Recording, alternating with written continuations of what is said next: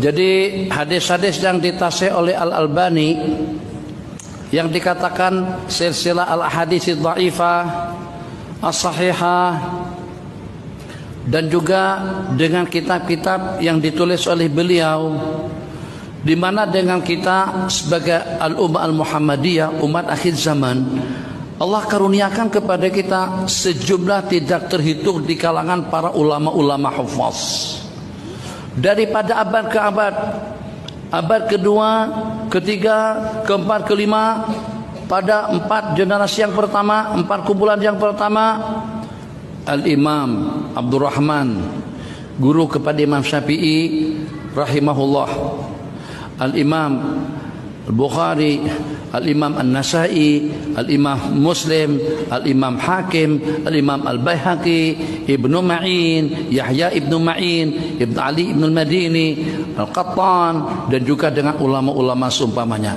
Al-Imam Abdurrahman Ibnu Mahdi yang saya sebutkan tadi itu, Imam Syafi'i pernah mengatakan, kalau saya bersumpah antara makam Ibrahim dengan rukun Yamani, atau antara Hajar Aswad dengan makam Ibrahim, bahwasanya tidak ada ulama yang pakar spesialis yang lebih hafiz daripada Al-Imam Abdurrahman Ibnu Mahdi, aku tidak akan terlanggar sumpah. Itu hakikat yang sebenarnya.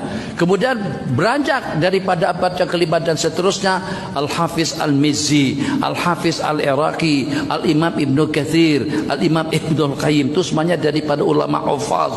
Al-Hafiz Al-Iraqi, putra dengan orang tua, Al-Imam Taqiyuddin As-Subki, bapa dengan anak, Al-Imam An-Nawawi, Al-Imam Al-Bulqini, Al-Imam Ibn Hajar Al-Asqalani, Al-Qustulani, Al-Mahalli, Ibn Hajar Al-Asqalani, Al-Haisami, Nuruddin Al-Haisami, kemudian juga Syekhul Islam Zakaria Al-Ansari. Itu kesemuanya ulama-ulama hufaz. Al-Albani paling belakangan sekali yang punya pengamatan. Kadang-kadang pada waktu beliau mentadhib hadis, pegangan beliau, rujukan beliau hanya kitab At-Taqrib yang ditulis oleh Imam Ibnu Hajar Al-Asqalani, bukan kitab At-Tahdzibnya, At-Taqribnya. Taqrib 2 jilid, Tahdzib ada dalam 16 jilid.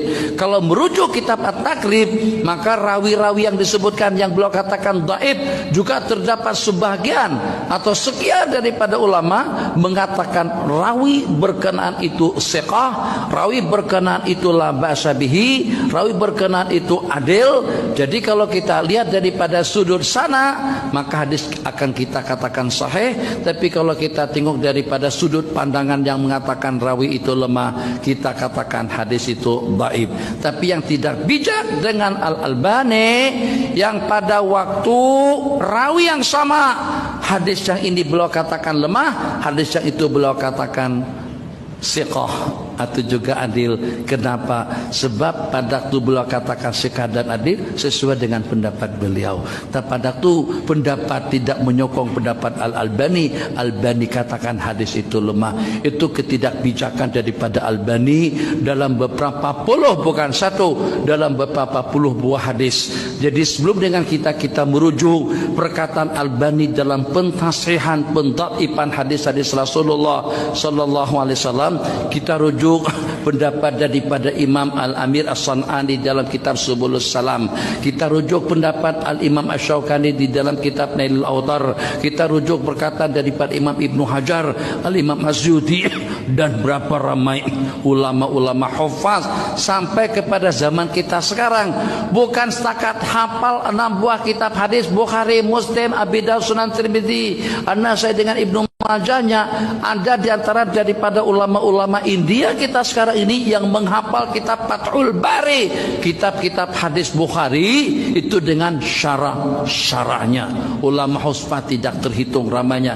Al-Albani, sepakat ulama mengatakan masih belum layak untuk diberikan gelaran Al-Hafiz.